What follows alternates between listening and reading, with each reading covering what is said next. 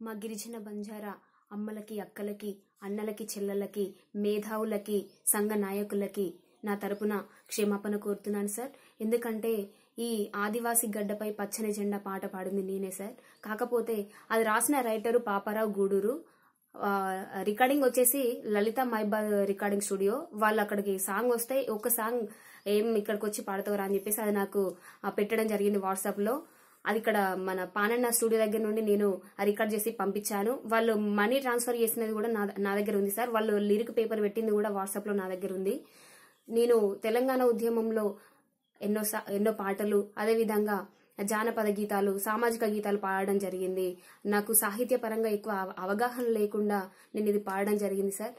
దయచేసి మీరందరూ నన్ను క్షమించాల్సిందిగా మనవి చేసుకుంటూ, మన గిరిజనులకి, ఆదివాసులకి మధ్య ఉన్న కాంట్రవర్సీ నాకు తెలియక ఇది పాడడం జరిగింది. ఇది ఇంత దూరం పోతుందని నేను ఆలోచించలేదు. అందుకు దయచేసి మీ అందరినీ నేను క్షమాపణ కోరుతున్నాను సార్. ధన్యవాదాలు సార్.